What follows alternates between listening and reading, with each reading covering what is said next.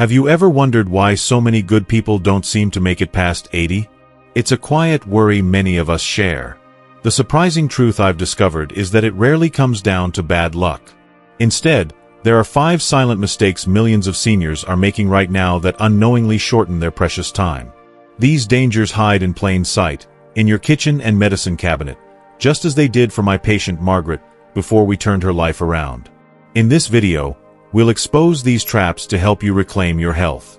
Please stick around until the very end, because the 5th mistake is a belief so dangerous it can literally rewire your brain for decline, and fixing it could add vibrant, happy years to your life.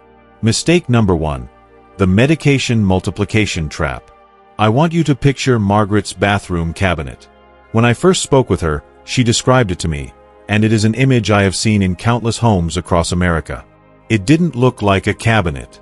It looked more like a small pharmacy. There was a bottle for her blood pressure prescribed by her heart doctor, another for her cholesterol from her primary care physician, a pill to help her sleep from a specialist she saw years ago, and of course, bottles for aches and pains, for indigestion, a pill for this, and a pill for that. She never questioned it because each one was prescribed by a doctor, a trusted professional. But this is where the danger begins. You see, a simple truth that isn't talked about enough is this. When you begin taking 5 or more medications at the same time, a number many seniors easily reach, they can start a kind of chemical argument inside their body. Think of it like a chaotic meeting where everyone is talking over each other. One drug can accidentally cancel out the benefits of another, or worse, it can make another one dangerously strong. This is not just a theory. It is a well-documented phenomenon that dramatically increases the risk of serious complications. Now, here is why this becomes especially treacherous as we get older. Throughout our lives, we tend to collect specialists.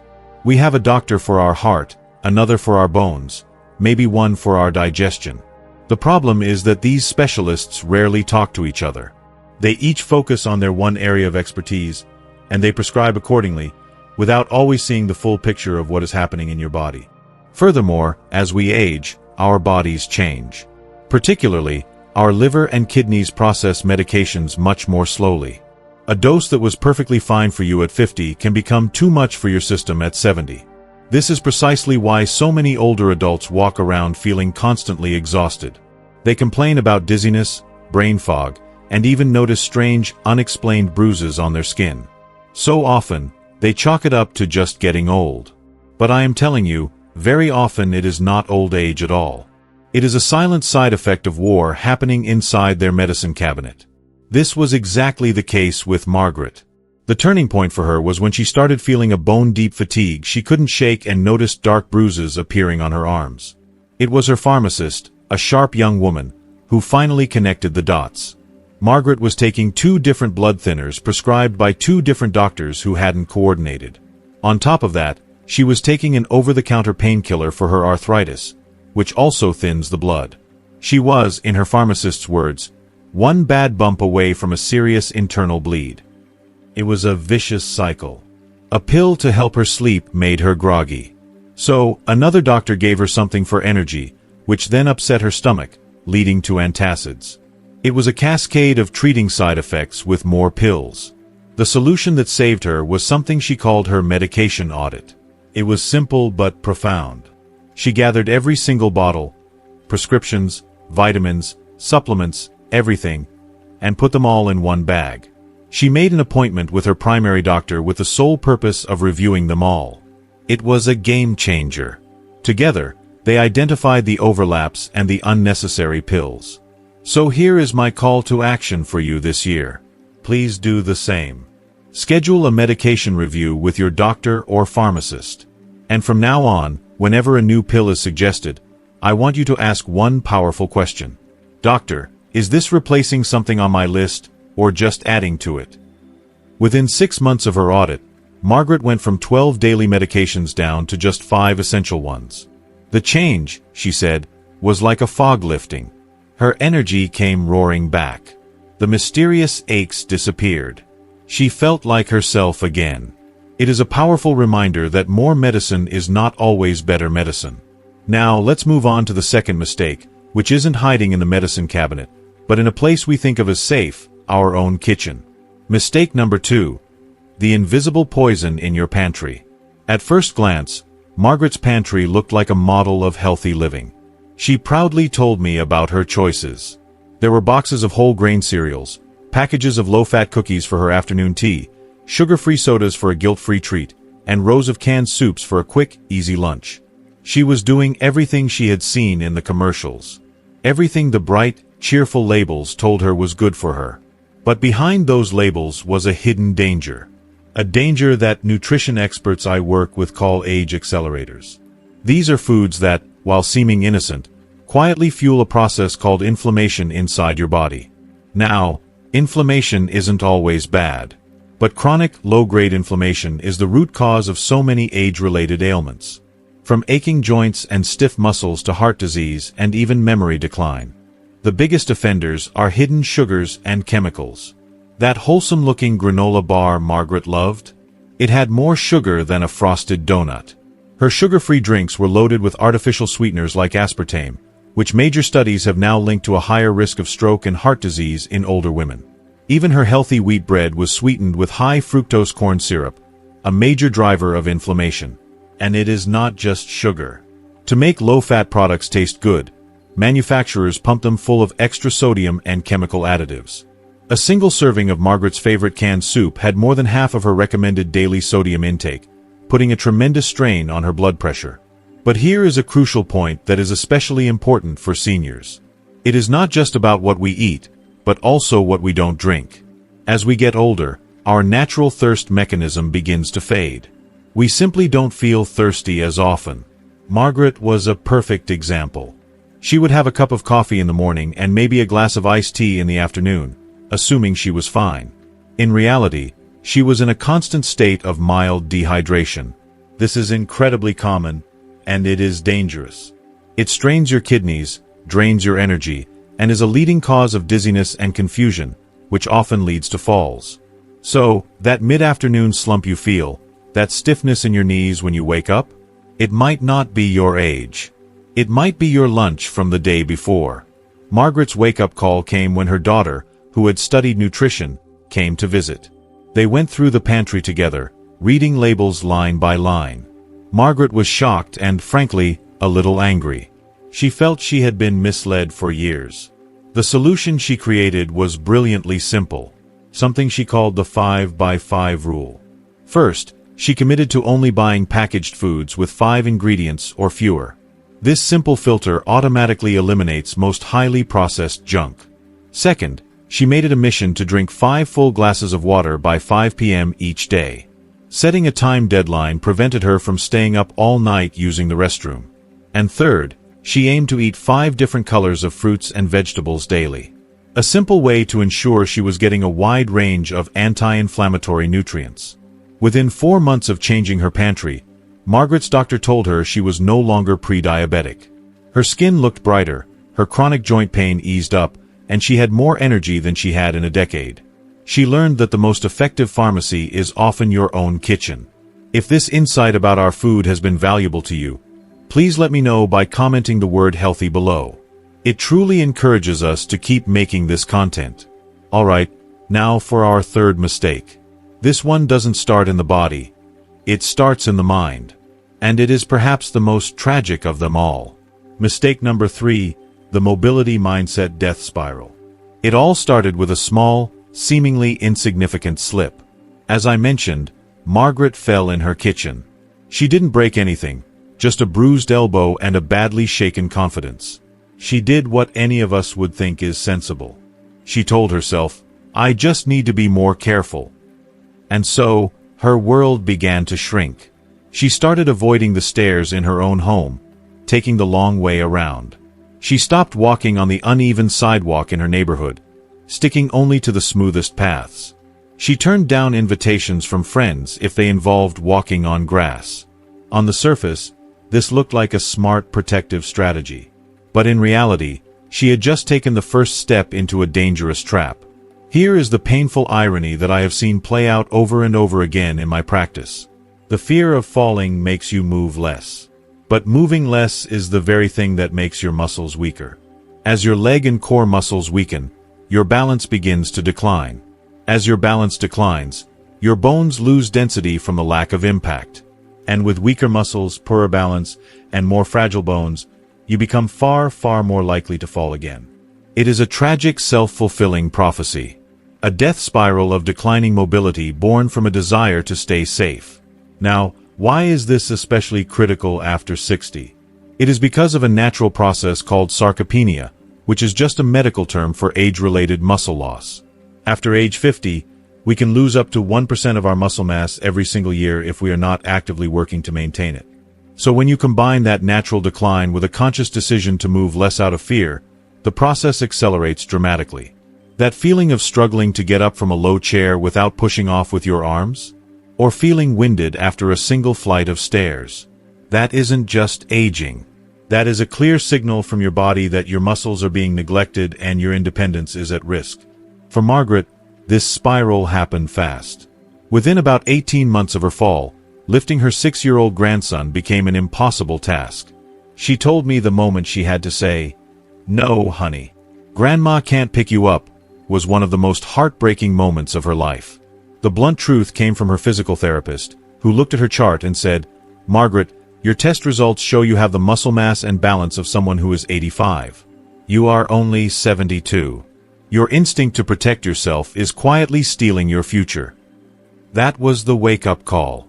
She had to unlearn her fear and replace it with strength. Her solution was a program she called the Power of 3. It was designed to be so simple that she couldn't make excuses. First, 3 simple balance exercises while she brushed her teeth in the morning, like standing on one foot. Second, 3 simple strength moves during TV commercials, like standing up and sitting down from her chair 10 times without using her hands. And third, 3 gentle stretches before bed to maintain flexibility. Your muscles do not know how old you are. They only know one of 2 things: use or disuse. It is a choice we make every single day. Choose use. At first, Margaret could barely balance for 5 seconds, but she was consistent. Within a few months, she was holding for 30 seconds with ease. She joined a senior Tai Chi class in her community, where the laughter and support made it feel less like a chore and more like a social hour.